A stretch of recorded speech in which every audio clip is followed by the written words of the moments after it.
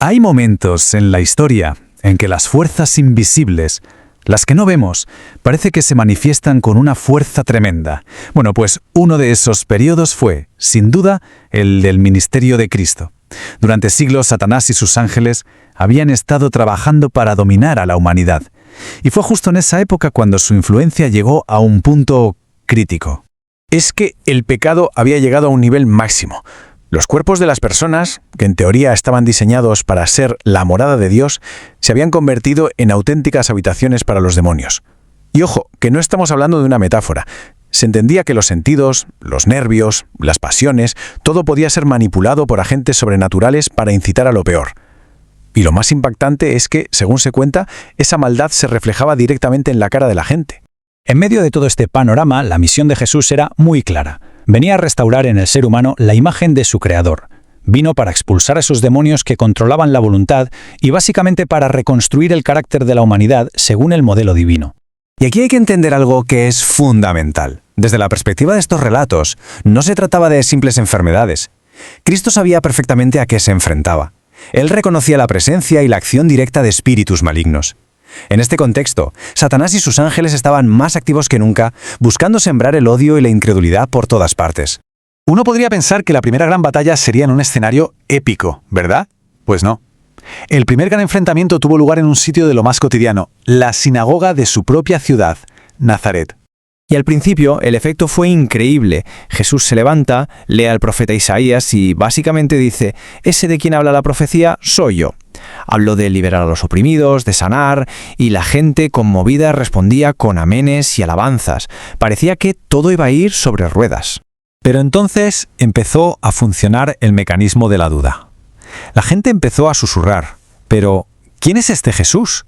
Si es el hijo del carpintero, ha trabajado aquí con su padre José, ¿cómo va a ser él el Mesías?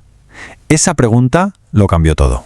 Y esto nos enseña lo rápido que se puede venir todo abajo. En el momento en que abrieron la puerta a la duda, esos mismos corazones que estaban blanditos y conmovidos se volvieron de piedra. La fe que habían sentido momentos antes se convirtió en desprecio. Se negaban a aceptar que alguien que venía de la pobreza pudiera ser algo más que un hombre común. Y esa incredulidad se convirtió muy rápido en odio. La idea de que uno de los suyos se atreviera a señalarle sus errores les llenó de rabia. La sinagoga se convirtió en un caos. Lo agarraron, lo echaron de la ciudad y se lo llevaron al borde de un precipicio. Estaban decididos a acabar con él. Pero en medio de toda esa turba enfurecida, había otras presencias que no se veían. Los ángeles de Dios, que habían estado allí mientras él hablaba, intervinieron. Cegaron los ojos de la multitud y Jesús, de una forma que ellos no podían entender, desapareció de su vista. Esto demuestra que el conflicto no era solo entre Jesús y la gente, sino entre reinos invisibles.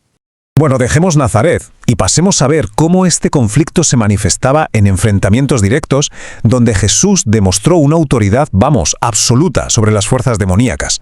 Fijaos en lo que pasó en la sinagoga de Capernaum, porque la secuencia es brutal. Primero, un grito de terror interrumpe el sermón. Segundo, se ve un conflicto interno terrible. El hombre quería liberarse, pero el demonio le obligaba a hablar.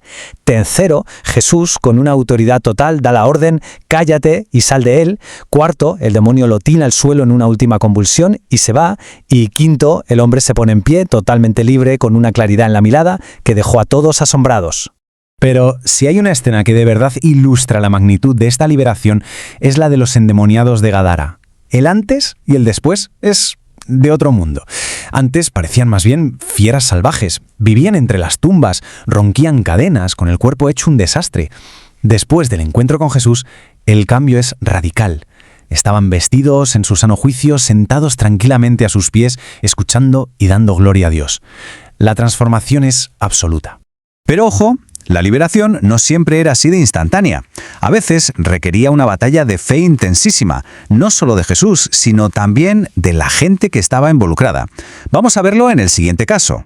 La escena es tremenda. Un padre desesperado trae a su hijo, y justo cuando el chaval se acerca a Jesús, el espíritu maligno lo tira al suelo y lo hace convulsionar.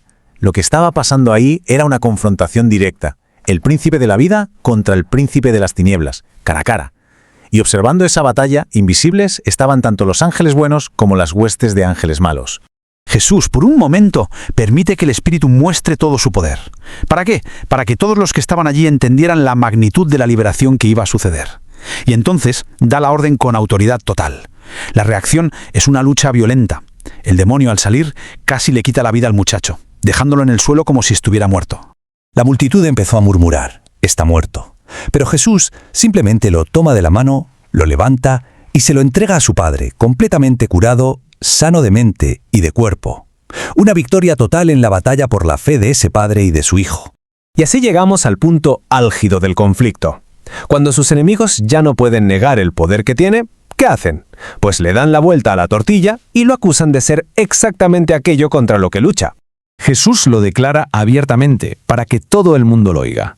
Él se presenta como el protector, como el guía, como aquel que da su vida por su rebaño. Y estas palabras, claro, calan muy hondo en muchos de los que le escuchan. Y aquí llega la ironía más terrible de todas. Inmediatamente después de esa declaración, los fariseos contraatacan con la acusación definitiva.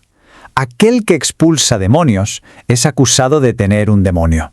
El que trae la sanidad y la libertad es acusado de estar loco. Es la inversión total y absoluta de la verdad.